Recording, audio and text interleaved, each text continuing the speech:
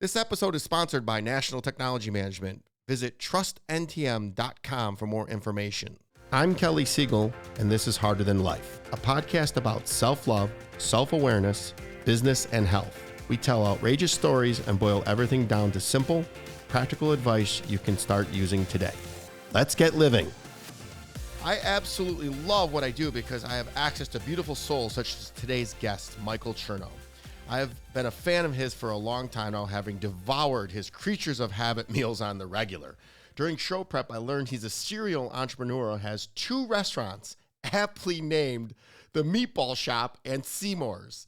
He also hosts the Creatures of Habit podcast as a husband, father, coach, and is able to leap tall buildings in a single bounce.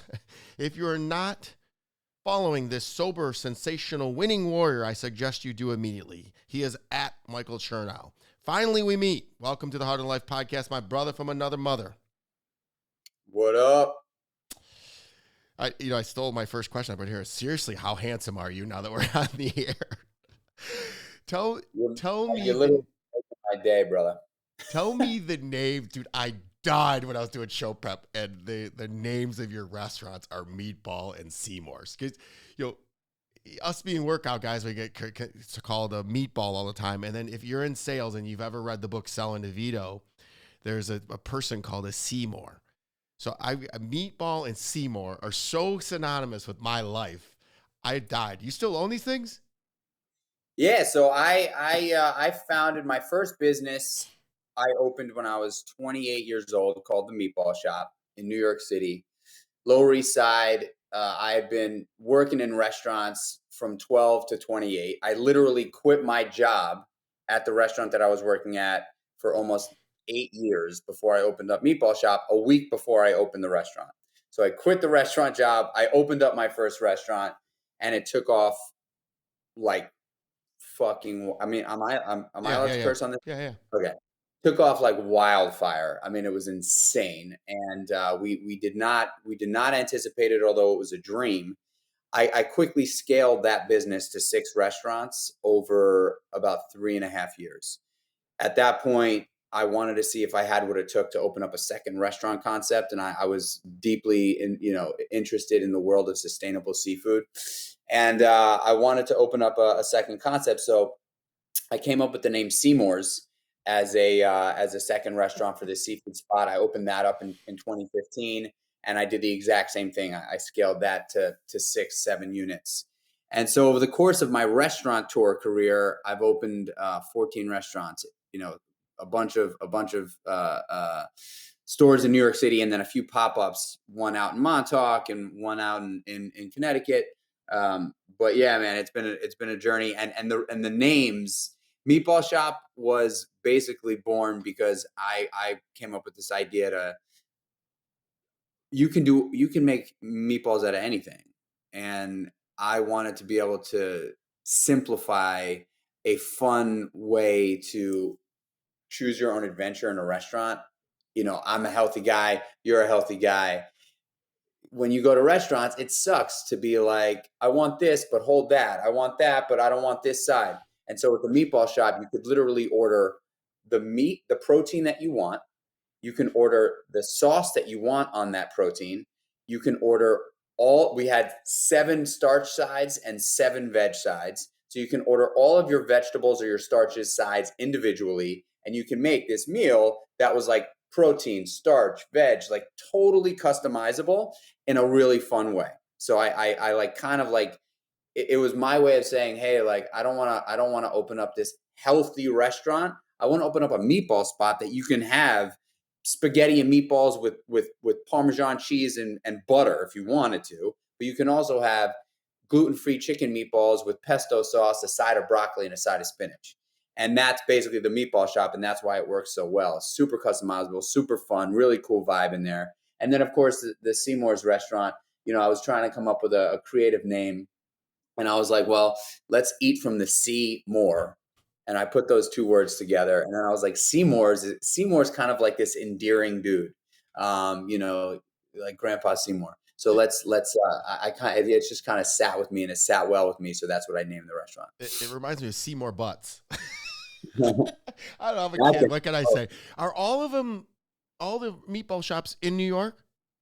Yeah, so the meatball shops unfortunately have now dwindled down to just one because Okay. the pandemic had completely ravaged that business, really really hard in New York City, even still to this day right now after the pandemic, with just the behavior changes in everybody. But Meatball Shop had seven, and it is now down to one store that's killing it, which is great. But yeah, it got slammed in Hell's Kitchen, and Seymour's has seven stores now, and two of them are out of market. One of them is in Arlington, Virginia, and one of them is in Darien, Connecticut. So next time I'm in New York, I was just there last weekend, and I will stop because you just made me hungry. Because most people don't realize that eating healthy, it's not hard, but it's not easy. But at the end of the day, when you work out like you and I do, I need meat. I cannot get enough protein in my body fast enough.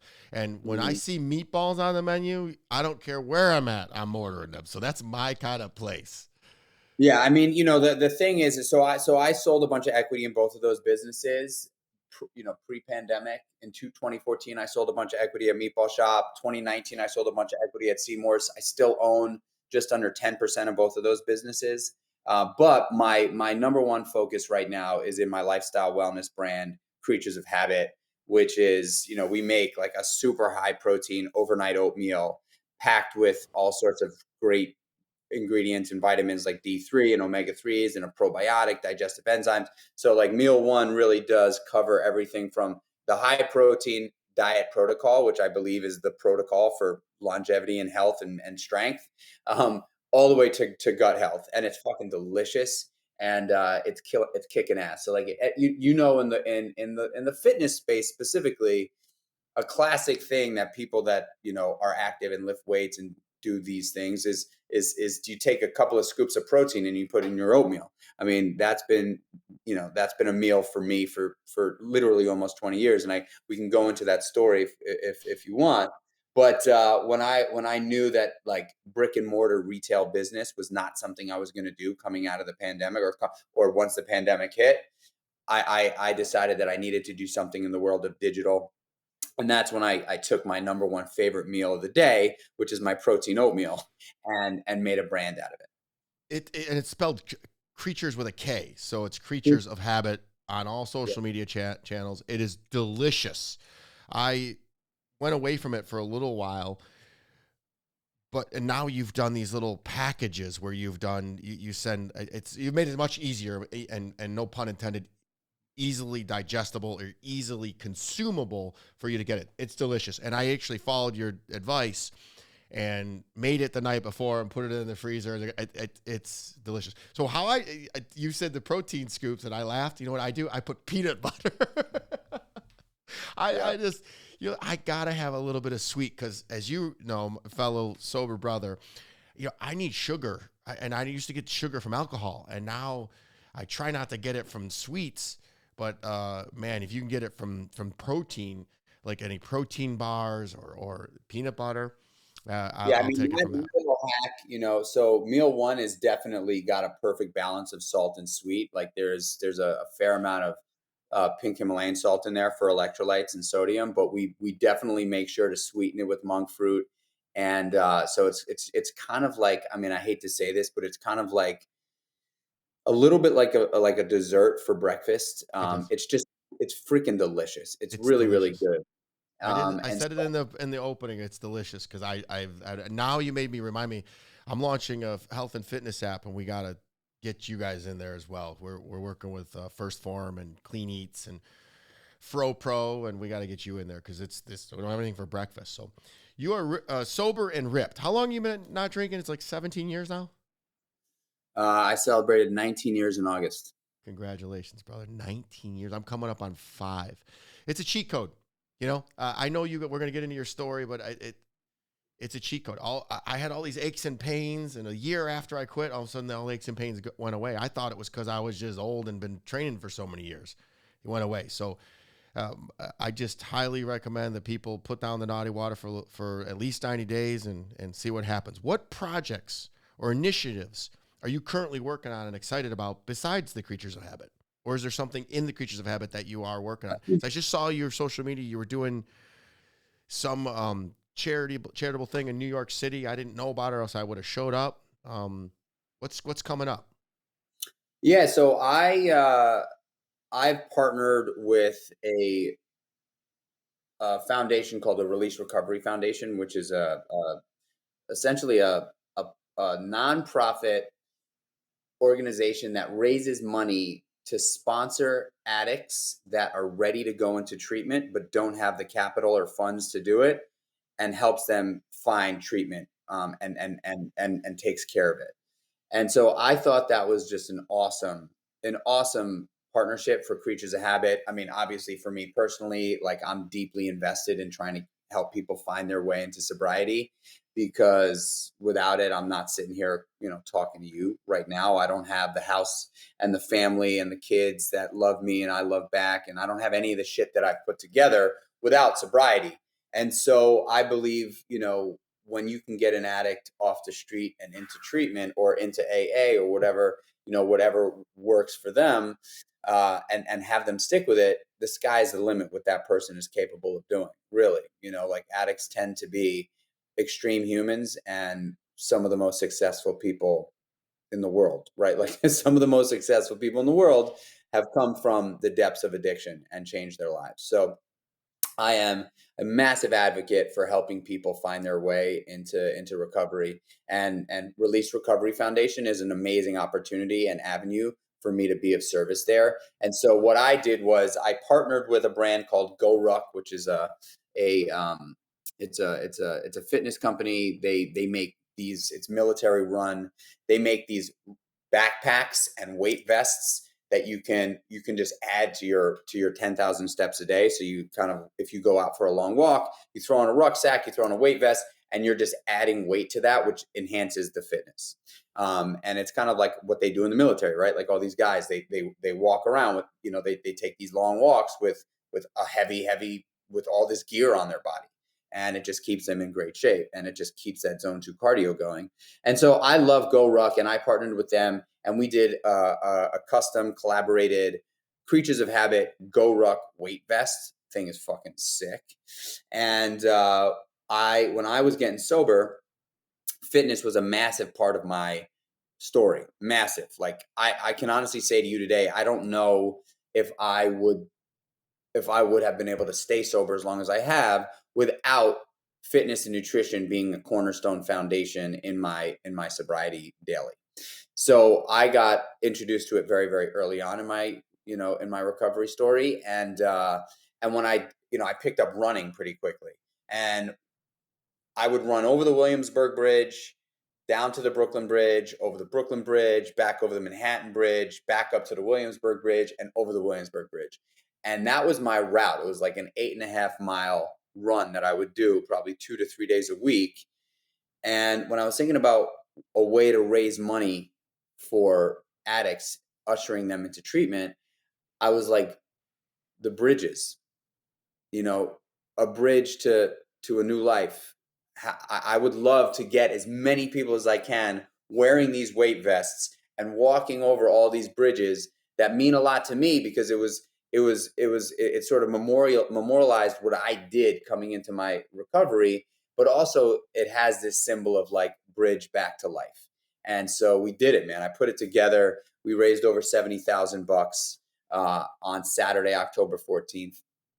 And we're gonna be able to put at least 10 addicts that would never be able to afford treatment into treatment and potentially save their lives. So that's something that is ongoing, and we're gonna really be able to tell some amazing stories, and highlight some of the people that we help, and tell their story, so that can potentially motivate more people to want to get sober and change their lives.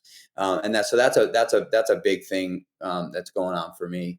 Um, and then of course, Creatures of Habit, man, I'm like head down on this thing. I believe in this brand with every cell in my body.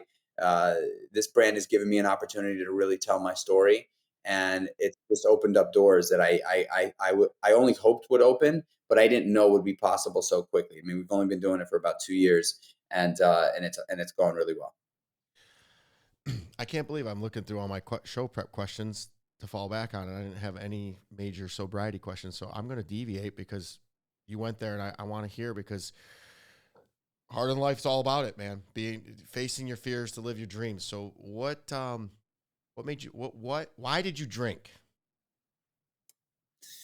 Why did I drink? It's interesting. I had and this is not to victimize myself in any way, No. but I had a really traumatic childhood, right? My household was really fucked up. My father was insanely abusive, physically, verbally, emotionally. And because of that, I I was an escape artist. I wanted to escape at every opportunity from a very young age. I wanted to sleep at my friends' houses. I remember, being in first or second grade at this kid Ross Delafield's house. I remember this specific, I've got this memory pretty like locked into my mind. And I remember sitting there and thinking to myself, man, I've gotta make sure that Ross's parents really like me, um, so that they let me sleep over here as much as possible. And so me being like strategic at that young age, trying to get parents to like me so that I can sleep at their house. I had a sports coach who knew my situation and totally took advantage of it and molested me along with a bunch of other kids. So that was another sort of traumatic part of my life that I think ultimately led me to want to escape even more, coming into my adolescence, because I felt shame around that. So there was a lot of trauma, man. And, I probably started smoking cigarettes in sixth grade at 11. And the summer of sixth grade to seventh grade is when I smoked weed for the first time. And, going into, by the time I was 13, I was a full blown drug addict. Um, Selling drugs to I was a young kid for my grade because my birthday's late in the year. So, you know, at the end of my freshman year of high school, I was basically like the drug dealer in New York City, which is like, there was a lot of kids there. And so I figured out how to just like, I like stepped into this lifestyle of drug abuse, and I loved it, man. And honestly, I think it actually saved my life, because when I was 12, it got really ugly with my father, really ugly. Like, we were at that point, I was fighting back. I wasn't just like cowering in the corner. I was fighting back, so it became less an abusive situation and more of a violent situation between the two of us. And one day we got into such a bad fight, and I felt like I was kind of, I remember sitting on, my sister and I shared a bedroom. We lived in a tiny little apartment. My sister and I shared a bedroom, and I remember sitting on my bed was on the floor, like kind of like my bed pulled out from underneath her bed, and like stayed on the floor, and you can push it back in. And I remember sitting on the bed on the floor, and brutal fight with my father. And I said, that's it. I got to do something drastic here. Either I'm going to attack him with a weapon, or I'm going to kill myself right here, or attempt to like get his attention. All I really wanted, I think, was my dad to tell me he loved me. And I'm a good kid, and everything's going to be all right. But anyway, he came into the room screaming at me. I was trying to convince him to come into the bedroom, and he came into the room, and then I just took a scissor and I just cut both of my wrists right in front of him, and I like put my wrists out. And I thought that he was gonna hug me, but he came in and he kicked my ass. And obviously, I didn't cut my wrist deep enough to get to die. But when I went to school the next day, and I had already been in and out of the child services were basically involved in my situation at that point. The social worker called me in. They called my mother in, and they immediately took me to a mental institution, Payne Whitney Mental Institution, and had to have me evaluated for suicide, for suicide prevention or whatever. And I convinced them that this was a cry for help. But at that point now, we were under watch. Like, there was child services at my house often. and I barely stayed at home. Like it took everything from my parents to keep me in the house, and they couldn't. So by the time I was 15 years old, the child services were like, we're going to put him in foster care. And at that point, I was like already out on my own. I was like never home. And so I was like, there's no chance. I'm out. You're going to have to find me. And I was running the streets, and I ran the streets, and I did, I would go from couch to couch, and, I stayed in school. I always had a job, a legit job in either a nightclub or a restaurant. I mean, I was one of these kids that was like bar backing at like the hottest nightclub at like 15 years old. And also selling drugs and doing drugs, and just a New York City crazy kid. But I don't regret a second of it. I actually think that drugs in the early days, the drugs and the alcohol for me saved me. It was a fucking lot of fun, actually. I think I needed that. I needed to go through it. I needed to, and I don't like recommend this for anybody, but at that age, chances are, had I not found it, maybe I would have killed myself because of how bad it was, and how ugly the situation was, and how my mother, who I love, my mother was also abused. My mom was actually diagnosed with something called abused wives syndrome, where she is really just makes the abnormal normal in her mind to cope with what's going on. And so my mom was terrified to leave him because she thought he was going to kill her. I mean, that's how sick the situation is. Like my mother still, like, she's totally, um, being married to my father, I think, has kind of destroyed her self-confidence for life because of how bad it was for her. And, she still asks me to this day, what did I do wrong? Like, she wants my approval. Um, and it's sad. You know what I mean? It's sad. It's tough. We have a tough relationship, because I have a hard time being like, how could you have not taken me out of that situation as a kid? But it's tough. It's tough, man. It's, the dynamics, right? Like, you never, anyway. So you asked me, why did I drink? So I think, like, a lot of that stuff really, you know, I used to think that anybody could be born with this thing, alcoholism, right? And I'm sure that there is some level of science behind it. But I would argue to say that most people that are alcoholics or addicts have a pretty significant level of trauma in their life that they're trying to escape from. And but on the flip side of it, if you think about, like, again, some of the most successful people, some of the most elite, the most elite military special forces, like, the people that push themselves really, really hard, have dealt with a pretty severe level of adversity, right? Like, it is just it's not news. And so I kind of lived my life like that for a while. And, uh, I graduated high school. I got into a lot of trouble. I mean, I was, I got when I was 19 years old, I had an apartment in the Lower East Side, and not in the Lower East Side, in the deep East Village, what we used to call Alphabet City. And I remember, I got bum. These guys basically broke into my apartment. I was selling lots of drugs. They broke into my apartment, guns in my face, guns in my mouth, pistol whip. I had a friend there who really didn't know what was going on.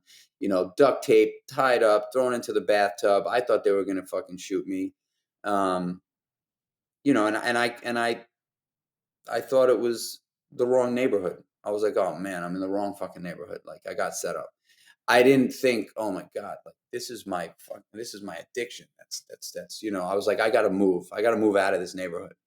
Um, anyway, long story short, I overdosed on heroin when I was 23 years old, July of 2004. And I thought that was the end. I was like, this is too much. I've been doing this for over a decade. I like saw my life flash before my eyes. Like, I can't do this anymore. This is it. This is the final straw. And about 4 hours after that, I was doing it again. And so that's when I kind of made a decision that I was just going to die. I was just going to do it until I just actually overdosed and died, or someone killed me, or, I got into too much trouble and, whatever, something bad, catastrophic was going to happen. But I didn't think that I had the power or the strength to get sober. And then one morning, August 2nd, I August 1st, the morning of August 1st, I blacked out. I'd been up for days. I blacked out. I wanted to kill myself before I blacked out. I do remember that. And that's like crazy to think. Like, I wanted to kill myself all the time. Like, at the end there, I was fighting constantly. I was getting into fist fights. I was 86 from every single bar, south of Houston, north of Delancey, east of Allen, and west of Essex. There was a whole chunk of New York City that I couldn't even go into because of how bad I was in terms of my anger. And I wanted to die.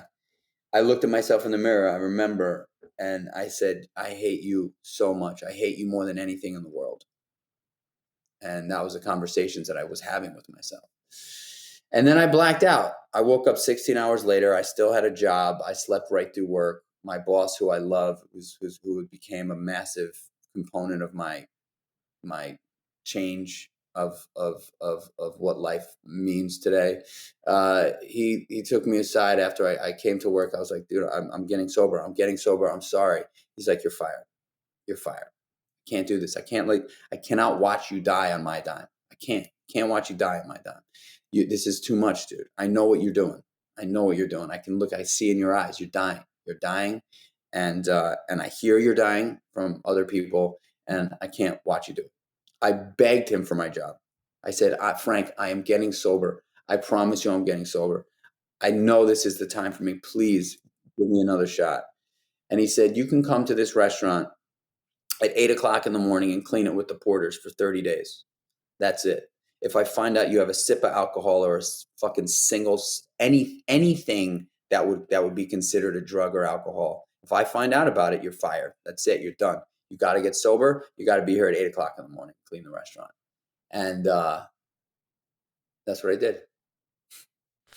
And I called a friend who was like an older sister to me when I was, using years ago. And she used to take me in when I was down and out.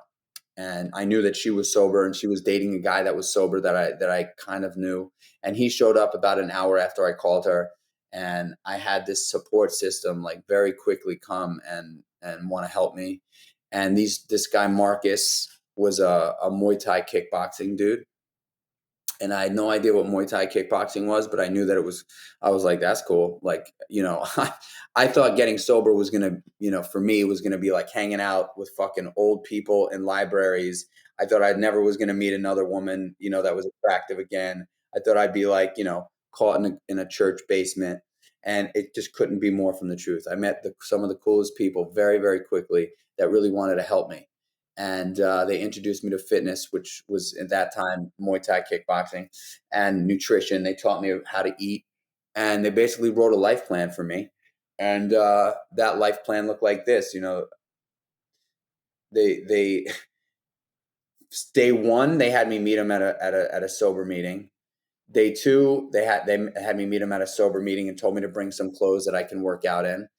They took me right to the Muay Thai Academy after the meeting.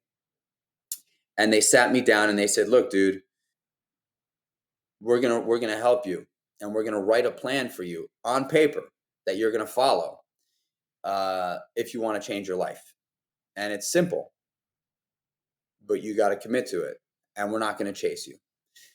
The way the plan is going to go is you're going to wake up as early as you can in the morning, every morning, and you're going to roll out of bed, and you're going to get on your knees, and you're going to ask God for help. And we don't give a fuck if you believe in God or not. We don't give a fuck if you're religious or not. We want you to ask God for help. And the reason why we want to ask God for help is because, my friend, you do not know how to ask for help. You not asking for help has gotten you into this situation. So we want you to start asking for help. And then right after you get on your knees and ask for help, we want you to stand up and make your fucking bed.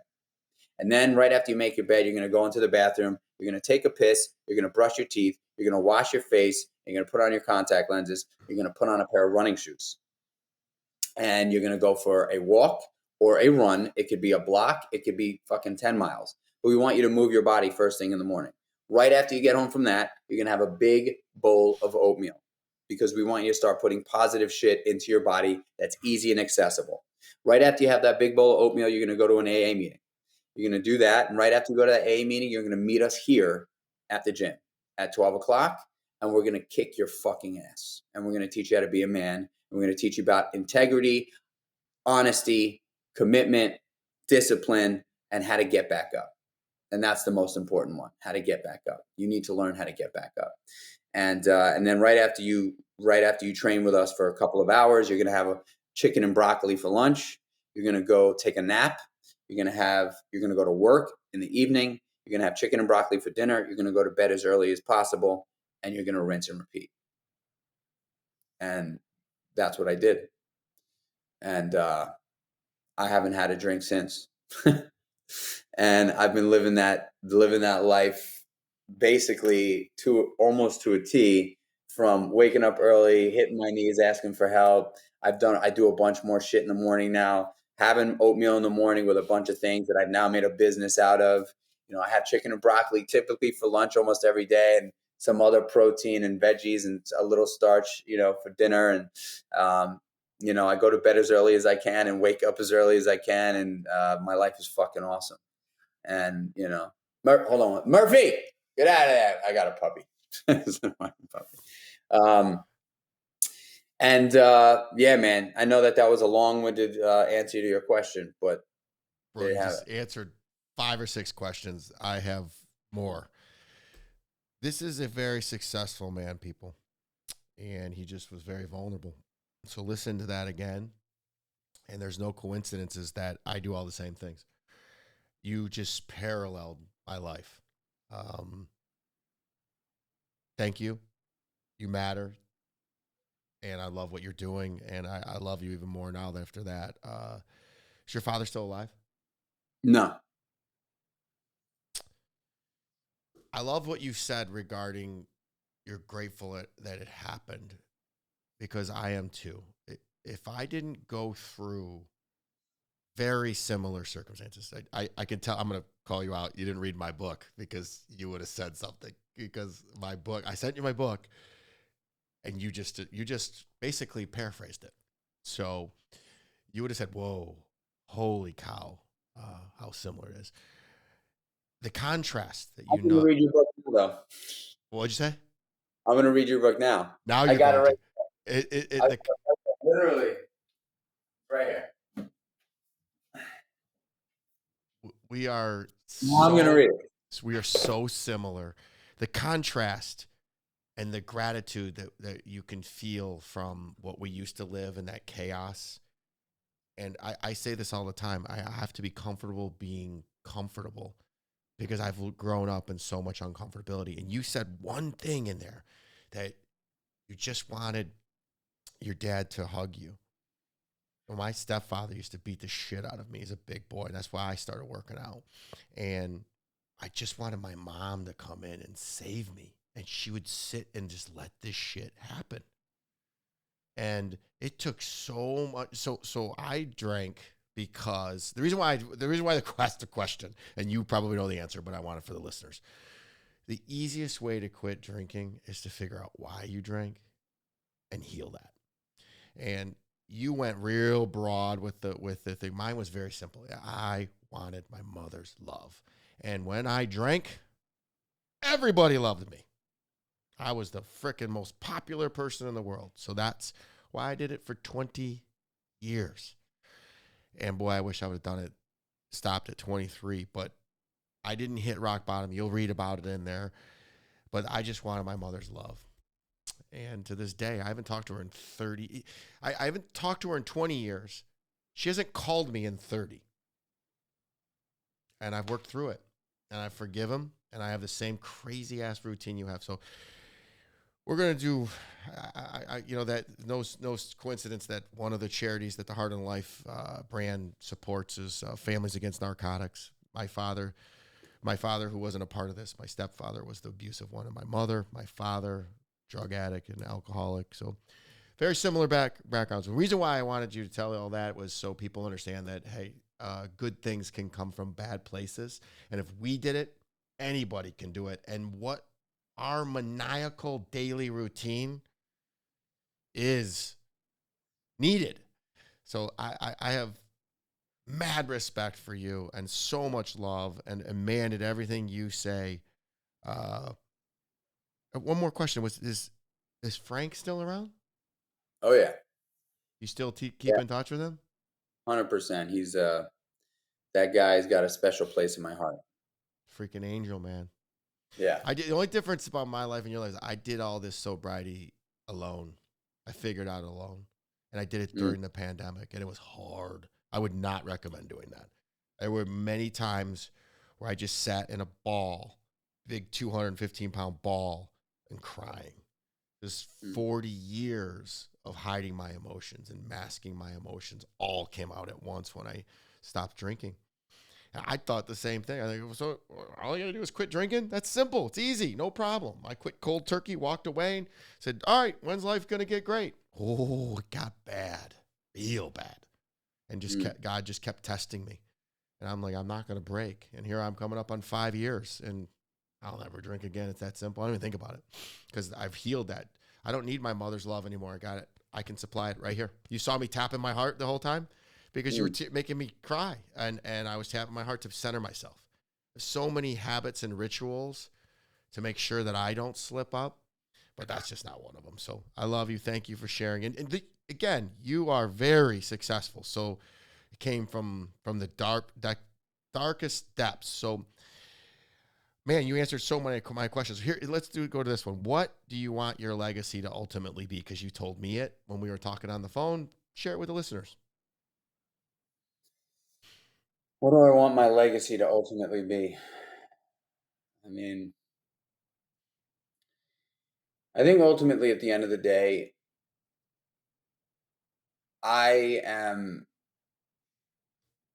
I feel like I'm in my greatest flow state when I'm doing things like this and being of service, right? Like I feel like when I'm teaching my kids, when I'm sharing my story, when yesterday I was asked to speak to a large group of teenage boys, talk to them about life and my experience and what I would do differently. And, and then it opened up, I shared my story, not as intensely as this one. Cause I wanted them to be able to feel like they could potentially relate to me. And sometimes, when they're that young, maybe, it's too much, but, I shared the framework, and they all, and then it opened up to questions. And man, like I want people to remember me and my kids to follow my footsteps in this idea that money is awesome, but it's not going to make you happy. Things are fun for a period of time, but they're not going to fulfill you. Relationships are fucking everything. Relationships are everything. And I want to have the greatest relationships ever. I think that is really like when and that's not only with my family. I think that's just like the relationships that I develop over time in business, friendship, obviously with family. I think sharing that and being my legacy, that this guy was a successful dude, raised some awesome children, had an amazing marriage with his wife, but at the end of the day, he put his relationships first. And you know, I think that will ultimately be an amazing legacy to have, because when you put your relationships first and you kind of lead through with that, uh, all the things that you want will happen. But the most important relationship, the absolute most important relationship, is the one you have with yourself. You know. Microphone drop right there. That was beautiful. Thank you. It just keeps getting better. I want to talk to you for hours. I'm going to come back to the family, but I want to ask you. So when I get this all the time too. So when somebody comes to you and they're sober curious, what's the first piece of advice that you give them? When somebody's not sure, and they're like on the fence, I just say, hey, like, I can't tell you whether you are or you're not an addict or an alcoholic. I can't. It's not, it's like something that you've got to come to on your own. But I would ask you to ask yourself this question.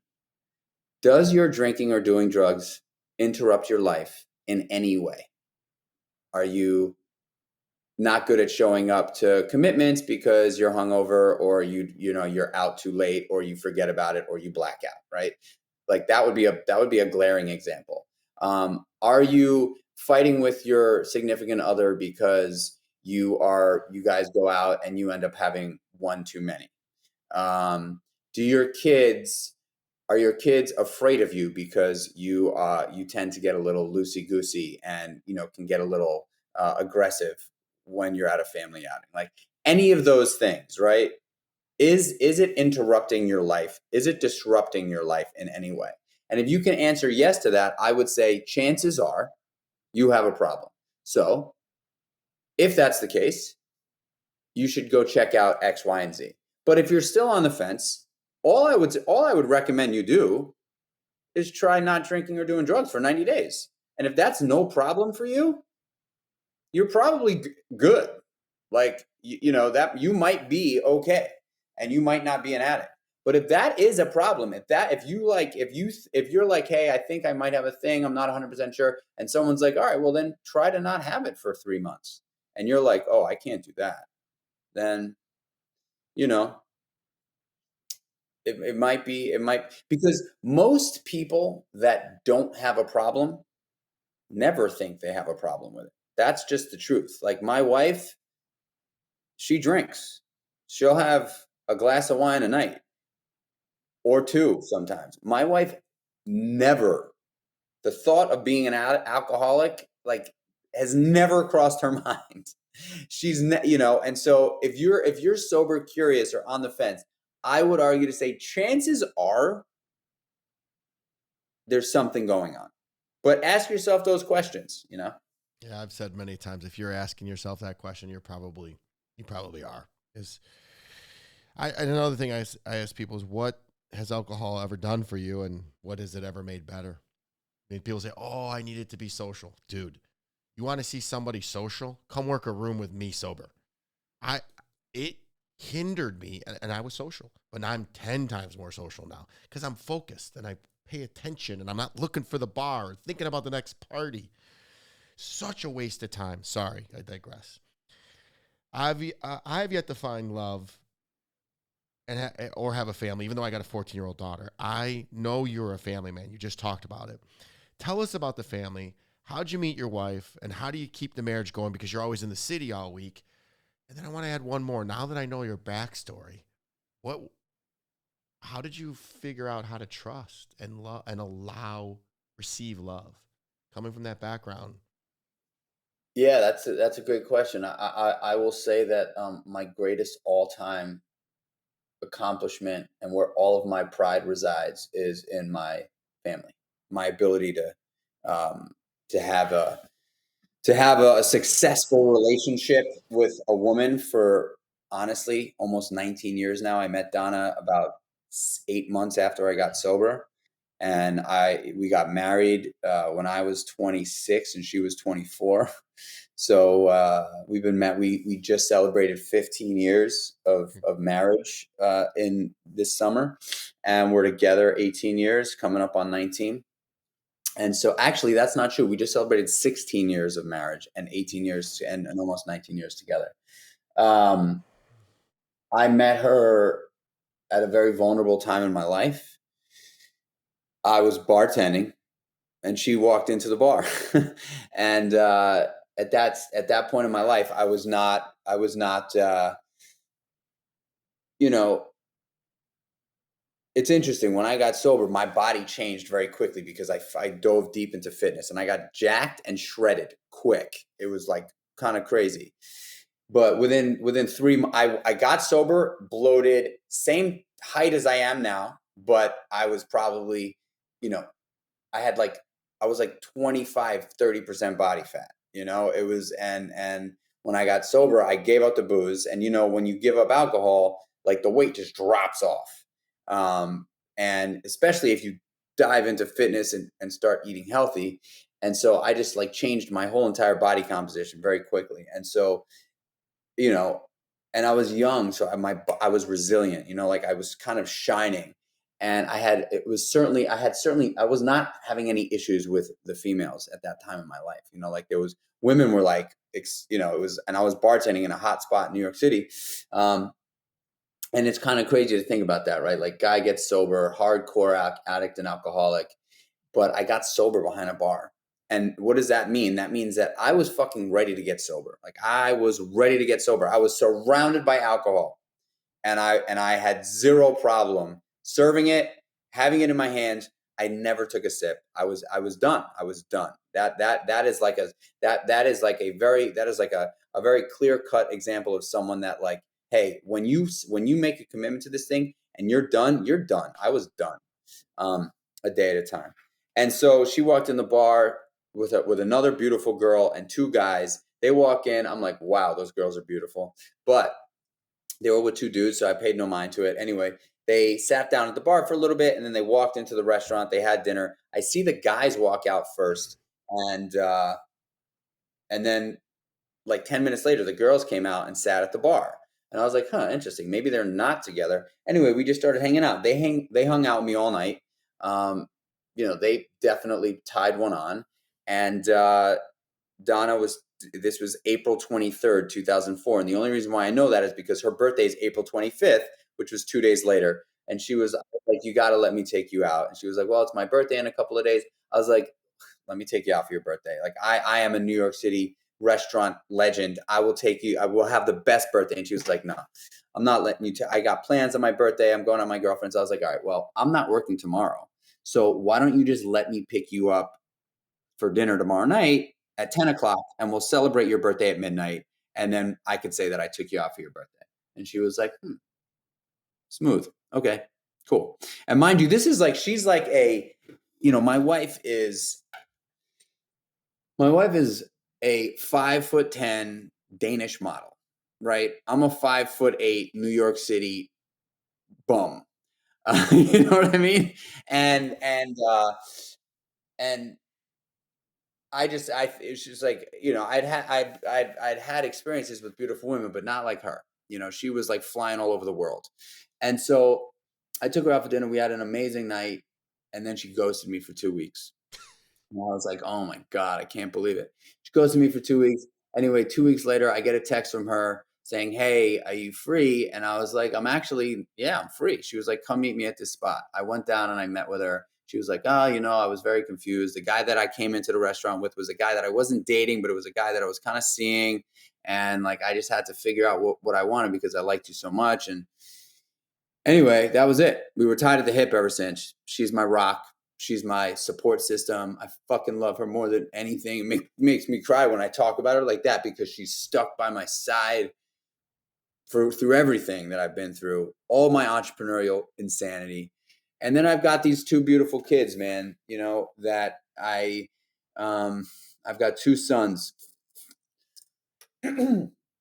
Finley and Dakota, and I get to be their fucking dad and treat them like the sons that I wanted to be. I treat these kids like they're my. I can't even imagine. I can't even imagine sitting here talking to you. Like I can't even fathom treating these kids like anywhere even close to where my father had the balls and the audacity to treat kids. Treat a kid. Couldn't believe it. Like I still have, sometimes I'm like, oh my God, like I love these kids so much. Like I love them so much. Like I could grab the love. The love is so intense for me that I can feel it physically and like almost grab it with my hands.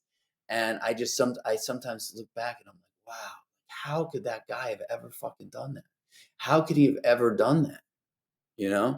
And so now I get to be the dad that I wanted from my father to these kids. And how do I think the relationship has been so successful with my wife? Well, first and foremost, I'm sober, right? So I'm not going out and fucking around and being an idiot, right? And I'm not like hanging out with the guys and getting hammered and drunk and doing stupid shit. Um, my ability to communicate is strong, and I don't know where I got that from, but probably through the work I've done in sobriety. Her and Work, I communicate. What? working behind the bar. Yeah, working behind the bar. But we communicate, I call it upfront, in your face communication, meaning you do not bottle shit up. You feel something, you say something. Like you see something, you say something. You feel something, you say something. And it happens fast and it's uncomfortable. And the two of us have committed to it. We don't let shit get built up.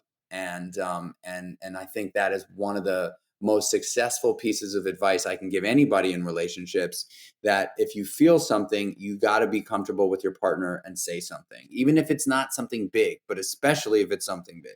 Another thing is that we committed to each other that we will not go to bed angry at each other. So if we get into a fight, which happens, of course, we get into arguments, we get into fights, we will bury the hatchet before we go to bed, and we'll hug each other, we'll kiss each other, and we do not let that shit build up overnight, because that could last days, weeks, sometimes longer for partners. I think another thing that makes our relationship successful is we've been together a long time. We talk about making sure that our sexual relationship is strong. And there are times that we have to check ourselves. But my wife and I have been together a long ass time. We are still having sex once or twice a week. It's a mandatory thing for us. And there have been times where it's gone longer, and we're like, oh shit, like, yeah, we're real about it. We're not shy to talk about it. Sometimes it's like, hey, we should go do that. And I think that's another really important piece to mention for relationships. The truth is, dude, I would rather hang out with my wife and kids than anybody else on the planet. I have more fun with them. I am more comfortable with them. My wife knows everything about me. And, it's rare for guys like you and I to be able to bring people into our lives like that, based on our, That's beautiful. I just want to ask one more question, and I want to say something too. Not very many people would I like to change lives with, but yours I would. And I don't say that lightly, because I live a fabulous life. But the thing that keeps escaping me is that love and that family. I have a daughter who when you just said that you can't understand how they can treat. Now remember, our parents were treated the same way. You're the one, brother. You're the one that stopped it. So be proud. You stopped the chain of abuse, and those kids now will prosper. My daughter's the same thing. Is fucking proudest thing I can say. Forget my businesses. Forget the charity. It's the legacy that they're going to have. So kudos and congratulations. I know it feels good. But how'd you let the love in? How'd you learn to trust the love? I'm asking this specifically for me, man. How did you let Donna love you and trust that she's going to be there? Because you didn't grow up trusting love. Yeah, it's a really good question, and I don't know that I can give you like a very concise answer, but I could tell you this. When we first met, I was in a super vulnerable place. I was like a complete lunatic, because I'd been, I dove so deep into the martial art that I was training, that I was probably training 3 to 4 hours a day. And I became obsessed. And I told her straight up, all I do is work out, and go to AA. Those are the three things I do in my life. If you like, and I'm not going to change that right now. I'm just not, it's like where I am, and it's what I need to do. If you can get behind that, then we've got something here, and she also would not let me have sex with her for almost a month. which I think was probably another massive piece of it. And honestly, I don't even think I was like I think I wasn't even like upset about that. I wasn't, begging for it. I think I respected the shit out of it. Um, and so that was like early days. And then also like in the beginning of our relationship for the first few years, 3, 4 years. I mean, when I'm telling you that my wife was like, she was in the air traveling for modeling more than she was on the ground. Like, I'm not joking. She was all over the place. I mean, she was like an insanely successful model. So we had this very, very healthy separation from each other, even though we lived together. I think what really, she loved me unconditionally, no matter what, Mm, even when I pushed her away. mm, And she, I think that I hadn't felt that ever. Someone that loved me unconditionally, no matter what, even when I tried to push them away and self sabotage. I'm 47. I'll be 48 in a couple weeks. I haven't had that. You just, dude, that's why I said I'd trade places with you, and you're the only person in the world. That's it. I love my life, but everything I'm asking you is just resonated home with me, man.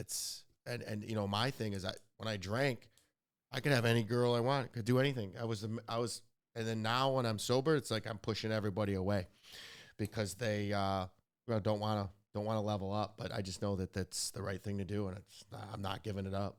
So you give me hope, even though God, you know what the answer is when I say God sent you an angel. He did. There's no doubt. Interestingly, I have angels tattooed on my back, two big angels tattooed on my back, and both of their faces are of my wife.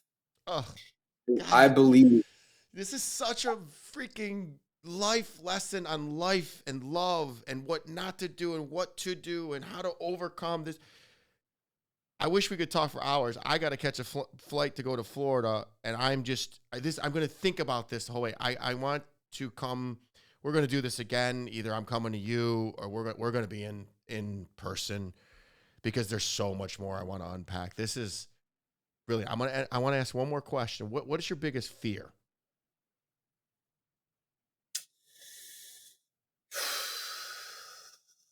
my biggest fear.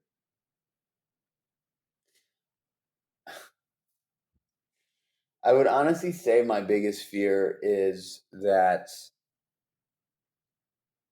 for whatever reason, I think it's because I didn't come from money. I wasn't poor, right? My father was an electrician, my mother was a secretary, but there was not a lot of money.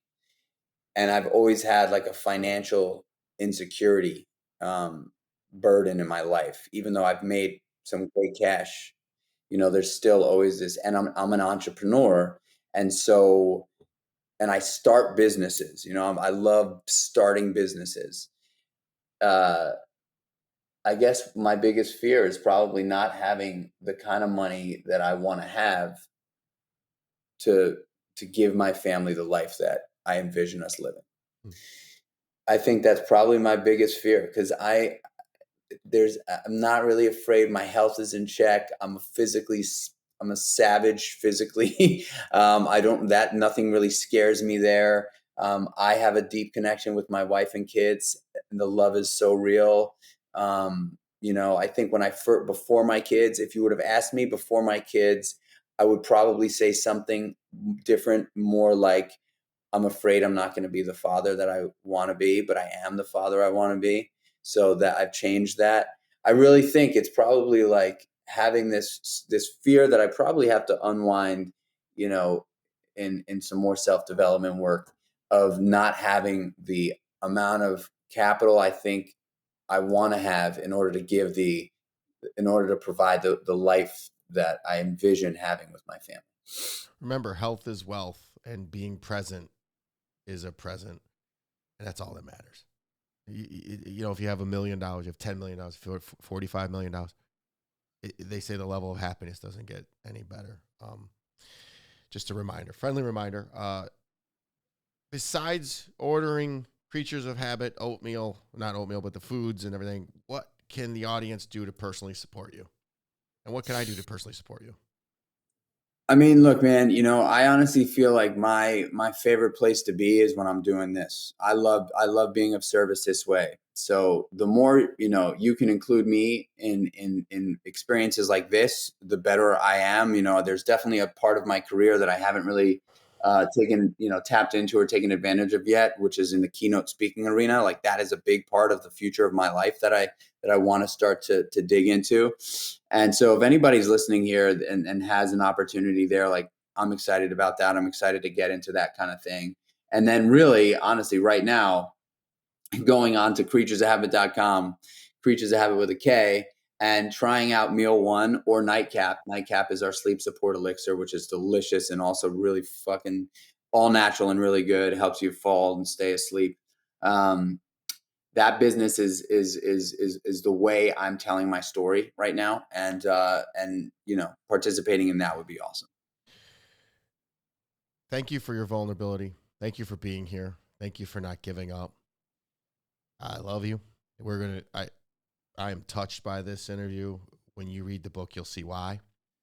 And I'll be in touch in the next 2 weeks when our app is getting closer, and I'm gonna have you put your money where your mouth is, where you just said, because when I show you this app, you're gonna go, oh, how can I get involved even more? Because it's cool. I'm gonna disrupt some big players in a big space, and it's all for what we're doing, and to create a big loud shadow for how to live life the right way.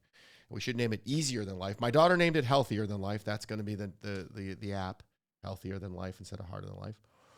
And I'm excited to introduce you to my daughter. I want to meet your kids, and I want to see Don. Remarkable. I love you. I have to run, and I'm sad this ends. Please rate and share this podcast. Also, I do my best to respond to all comments on social platforms. So if you want to see more of something or less of something, leave a comment. Each and every episode is sponsored by my IT company, National Technology Management, the easiest and best IT company to do business with, delivering peace of mind with technology every day. Visit trustntm.com for more info. Until next week, be harder than life. Thank you for listening. Please rate and subscribe to Harder Than Life, and let's take this to the next level. Get connected at the links below.